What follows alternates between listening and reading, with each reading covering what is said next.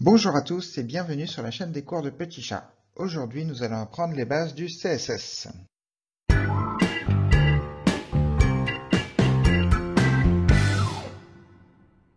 Avant toute chose, sachez que le PowerPoint de cette vidéo est disponible en description et donc vous pouvez le suivre en même temps que cette vidéo et prendre des notes si vous le souhaitez. Dans la vidéo précédente, nous avons étudié les différentes balises HTML. Nous avons fait le tour des différentes balises, mais nous n'avons pas encore vu comment régler les propriétés pour faire de la mise en page. Commençons par un exemple. Imaginons que vous avez le document suivant qui contient juste un div avec du texte. Sur le navigateur, ça donne ceci. Nous voulons mettre en gras, modifier la largeur de la boîte, mettre un fond de couleur jaune et centrer le texte. La première chose à faire, c'est de créer un fichier style.css dans lequel nous allons définir tous les styles qui vont devoir être appliqués à nos différentes balises. Dans le document HTML, on va appeler ce fichier CSS à l'aide d'une balise link placée dans le head du document. Je vous laisse noter la syntaxe. On va ensuite ajouter une classe à notre balise div de cette manière. Notez bien le égal et les apostrophes pour les attributs HTML. Dans tous les langages que nous étudierons, on pourra toujours inverser les apostrophes et les guillemets. Il faudra juste faire attention à si on ouvre un apostrophe, fermer un apostrophe, et si on ouvre un guillemet, il faut fermer le guillemet. Dans le fichier style.css, on définit la classe en écrivant .yellowcase et on met les propriétés CSS à l'intérieur d'accolade. Pour mettre en gras, on écrira font-weight de .bold. Pour réduire la largeur de la boîte, on écrira width de .60px. Pour définir la couleur de fond, on écrira background-color de .yellow. Et enfin, pour centrer le texte dans la boîte, on écrit text-align de .center. Notez bien la syntaxe. Nous utilisons le deux points entre le nom de la propriété et sa valeur, et pas le égal. Et on n'utilise ni apostrophe ni guillemets, contrairement aux attributs HTML. Très important aussi, notez le point-virgule après chaque propriété. Si on ouvre maintenant le navigateur, nous avons bien une zone de 60 pixels de large, écrit en gras, centré avec un fond jaune. Dans notre exemple, nous utilisons une classe pour régler les propriétés CSS. On utilise les classes lorsque plusieurs balises du document peuvent avoir la même classe. Mettons par exemple un deuxième div avec la même classe, on teste et on voit que le style est appliqué sur les deux éléments. Lorsque l'on souhaite définir de manière unique une balise, par exemple si je veux me référer à un paragraphe particulier dans la page, on peut utiliser un ID au lieu de la classe. Dans le fichier CSS, on remplace le point par un dièse pour se référer à l'identifiant. Si on teste, on voit que le style est appliqué à notre deuxième balise. Dans le CSS, si on ne met ni point ni dièse, cela va référer directement au nom de la balise. Par exemple, si on veut mettre tous les divs du document en rouge, nous ajouterons dans le CSS div et entre accolades la propriété pour mettre le code en rouge. Et voilà ce que ça donne. Nous allons maintenant étudier les différentes propriétés CSS que nous utilisons régulièrement. On ne va pas tous les détailler, l'objectif c'est que vous ayez un aperçu de ce que vous pouvez faire et on va seulement s'attarder sur quelques propriétés un peu plus subtiles que les autres. Vous avez ici un aperçu des différentes propriétés CSS pour formater le texte. Je vous laisserai mettre en pause la vidéo si vous voulez tous les lire. Un petit détail, vous remarquez que vous avez plusieurs propriétés qui commencent par le mot font. Quand vous avez des propriétés qui ont un préfixe tel que font, vous avez ce qui s'appelle une métapropriété qui permet de régler plusieurs propriétés en même temps. En l'occurrence, pour la police, vous pouvez directement utiliser la propriété font pour régler à la fois la police d'écriture, l'italique, les caractères gras, la taille de police, plutôt que d'utiliser les 4 propriétés correspondantes. Ici, vous avez les propriétés qui vous permettent de régler les couleurs et les images de fond.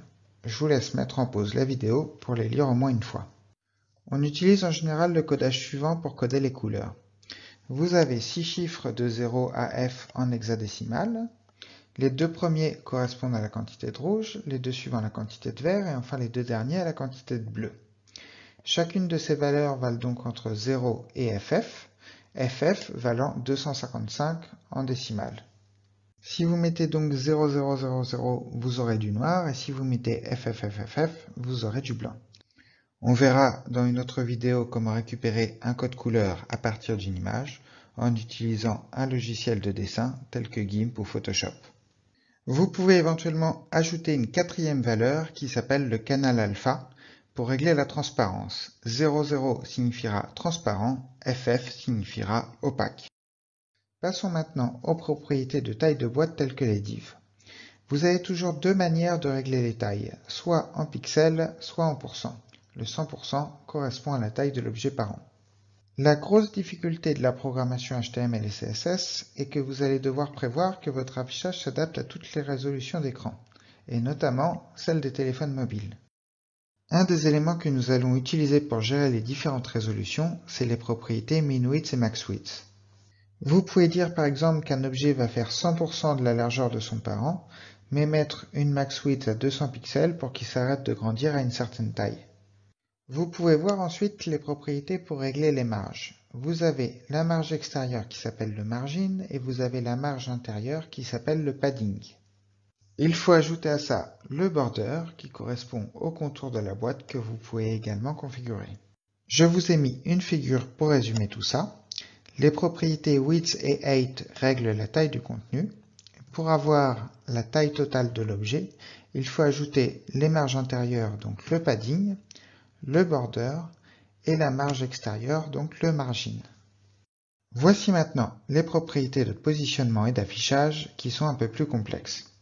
Commençons par la propriété display que l'on va très souvent utiliser. Sur le site de W3 Schools, ils ont fait une petite interface pour observer son comportement. Vous pouvez apercevoir en bas à droite le code HTML qui consiste donc à un span au milieu du texte. En haut à droite, vous avez le résultat. Si la propriété display vaut inline, ça correspond donc au comportement par défaut d'un span. Vous n'aurez pas de saut de ligne avant ou après le span, et le BR ici provoque un saut de ligne général et pas seulement à l'intérieur du span. Si la propriété display vaut none, ça fera comme si la balise n'existait pas. Si la propriété display vaut block, ça correspond au comportement par défaut d'un div. Dans notre cas, notre span est donc converti en boîte et il y a un saut de ligne avant et après le span. Enfin, si la propriété vaut inline block, notre span est également une boîte, mais cette fois-ci, il n'y aura plus de saut de ligne avant et après. De manière générale, la propriété display permet de dire à une balise HTML de se comporter comme une autre. Par exemple, on peut dire à un div de se comporter comme un span ou comme un table. Une autre valeur possible de la propriété display, c'est la valeur flex. Ça va permettre de répartir comme vous voulez les boîtes qui sont à l'intérieur de cette balise. En allant sur la page flexbox.help, vous pourrez tester comment ça marche. Par exemple, ici, je dis que l'on peut sauter de ligne une fois que le nombre d'éléments dépasse la ligne. Ici, je peux rajouter des espaces horizontaux entre les éléments. Et ici, je peux centrer verticalement mes différents objets.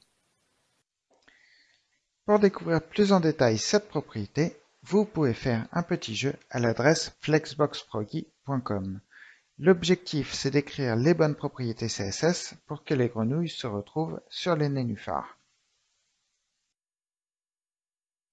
Il y a encore une valeur possible de la propriété display, c'est la valeur grid. Elle a aussi le droit à son petit jeu pour apprendre à l'utiliser, c'est cssgridgarden.com. C'est une autre manière de voir la disposition des blocs, et il n'est pas obligé de connaître forcément les deux, mais c'est toujours intéressant. Nous allons maintenant nous attarder sur une autre propriété assez complexe mais très importante, à savoir la propriété position. Par défaut, la propriété vaut statique, et dans ce cas, la position de l'objet dépend uniquement de là où c'est mis dans le code HTML. Les propriétés top et left sont ignorées. Si la propriété vaut relative, c'est la même chose que statique, sauf que les propriétés top et left ne sont plus ignorées, ce qui vous permettra de décaler la boîte d'un nombre de pixels fixé. La vraie valeur intéressante, c'est absolute, qui permet de positionner exactement où vous le souhaitez la boîte à l'intérieur d'une boîte parente, en précisant son top et son left. Utiliser la position absolute est le seul moyen propre de mettre une boîte devant une autre sans que l'une soit clairement à l'intérieur de l'autre. Il y a une subtilité à comprendre sur cette propriété. Le code HTML que vous voyez en bas à droite est une version simplifiée du code de la page. Vous avez un premier div nommé global en orange, à l'intérieur vous avez un deuxième div nommé result et un troisième div nommé myDiv. C'est le dernier div qui nous intéresse qui est en position absolue. Comme vous pouvez le constater, il n'est pas à l'intérieur de notre div result. Les coordonnées left et top ne se font pas depuis le div result, mais depuis le précédent parent en position relative ou absolue et non statique. Dans notre cas, c'est donc le div global. C'est ce qui explique pourquoi notre div n'est pas à l'intérieur du div result. Enfin, la dernière propriété dont il faut connaître l'existence, c'est la propriété float. Sans rentrer dans les détails, c'est la propriété qui va vous permettre de faire ceci.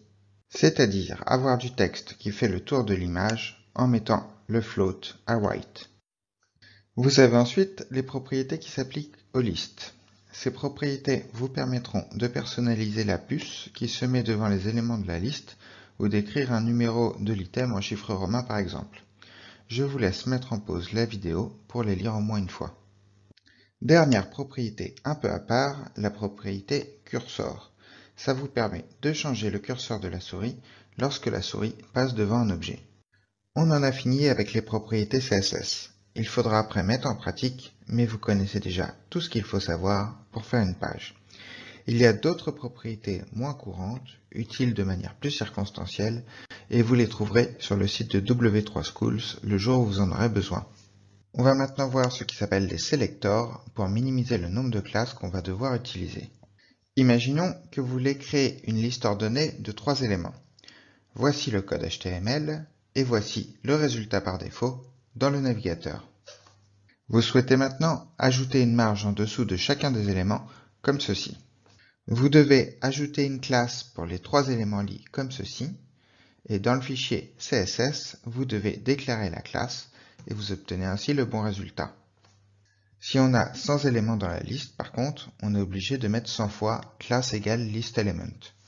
Pour simplifier, il est possible de déclarer seulement la classe sur l'objet parent OL et de dire après que tous les enfants de type lit vont avoir certaines propriétés CSS. Pour ce faire, on écrit dans le CSS .mylist supérieur à lit. Cette syntaxe signifie qu'on prend toutes les balises lit qui sont enfants directs de balises de classe mylist. Quand on teste, on a bien la marge de 20 pixels qui a été appliquée. Voici quelques autres exemples de selectors. La virgule signifie « et », donc ici, ça veut dire qu'on prend toutes les balises div et toutes les balises p. Div espace p signifie qu'on va prendre toutes les balises p qui sont descendants de balises div. On ne va pas donc seulement prendre les enfants, mais aussi les enfants des enfants et les enfants des enfants des enfants. Par contre, si on met le signe supérieur, on ne va sélectionner que les enfants directs. Avec le plus, on va sélectionner tous les p qui succèdent un div, et avec le tilde, on va sélectionner tous les p qui précèdent un div. Si on écrit div.myClass, ça signifie qu'on va sélectionner uniquement les balises div qui sont de classe myClass. Attention à ne pas confondre avec div espace.myClass, qui signifierait qu'on sélectionne tous les éléments de classe myClass enfants d'une balise div. On peut ensuite mettre des filtres sur les attributs HTML en utilisant des crochets. Si on veut sélectionner par exemple les balises dont on a précisé le href, on met href entre crochets. Pour sélectionner les balises dont l'attribut vaut une certaine valeur, on utilisera cette syntaxe. On peut mettre étoile égale pour dire qu'il faut que l'attribut contient le texte, chapeau égal pour dire que l'attribut doit commencer par un certain texte, et dollar égal pour dire que l'attribut doit se terminer par un certain texte. Il est possible de combiner tout ce qu'on a vu jusqu'à présent, et dans la pratique, on le fera beaucoup. Par exemple, que fait ce sélecteur? Je vous laisse mettre en pause pour réfléchir. Vous avez trouvé? Voici la solution. Ça sélectionne toutes les balises div qui suivent une balise A dont l'attribut href se termine par .pdf. Autrement dit, ça sélectionne tous les divs qui suivent un lien vers un fichier PDF. Voyons maintenant ce qui s'appelle les pseudo-éléments. Ça vous permettra de mettre des filtres supplémentaires. je vous ai mis ici que ceux qui me paraissent les plus importants. Vous pouvez sélectionner certains enfants en fonction de leur numéro, par exemple le premier, le énième ou le dernier.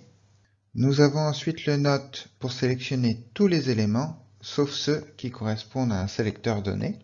Visited vous permet de changer l'apparence des liens hypertextes une fois qu'ils ont été visités. Et Hover nous permet de changer le style d'un élément lorsque la souris passe dessus. Si vous voulez vous entraîner sur les sélecteurs, il y a ce petit site fluckout.github.io dont je vous mettrai le lien en description. Vous avez du code HTML avec des balises fictives qui correspondent à différents objets et vous devez écrire le sélecteur CSS pour sélectionner les éléments qu'il vous dit.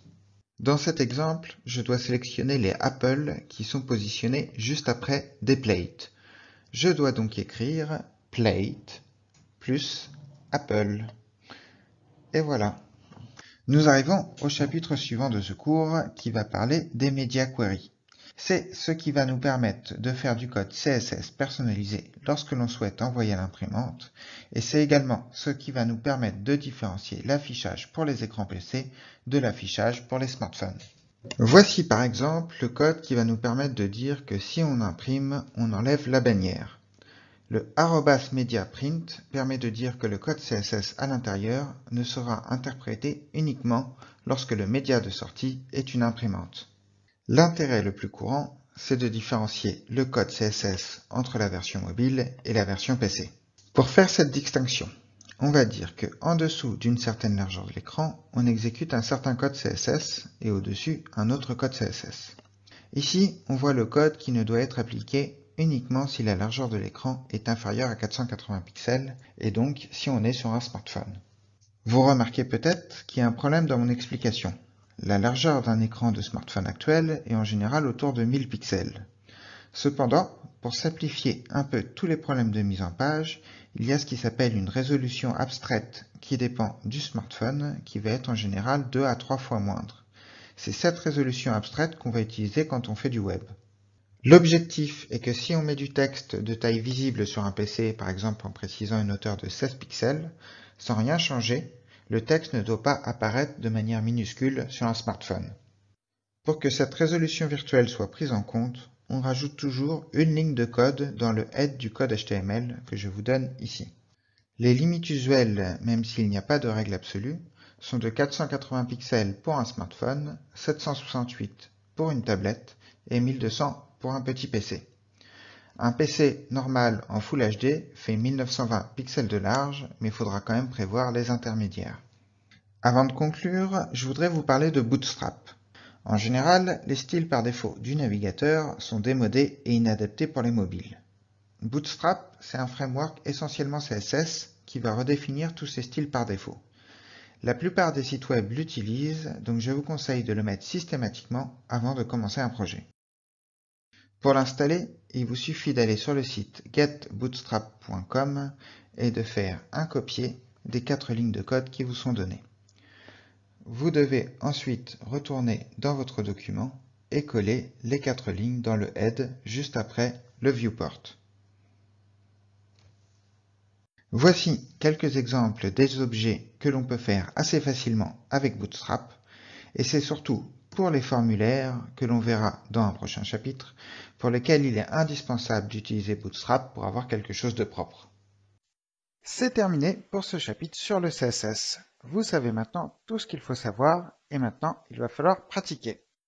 Je vous ai mis un sujet de TP que vous pouvez aller faire pour vous entraîner, et qui vous fera avancer sur le projet fil rouge. Vous avez également un petit questionnaire en description pour tester ce que vous avez retenu. J'espère que ce cours vous a plu, n'hésitez pas à mettre un petit pouce bleu et à laisser un commentaire. Si vous voulez soutenir la chaîne, vous pouvez faire un don en utilisant le lien dans la description vers la page Utip. Je vous souhaite une très bonne journée et à bientôt sur la chaîne de Professeur Petit Chat.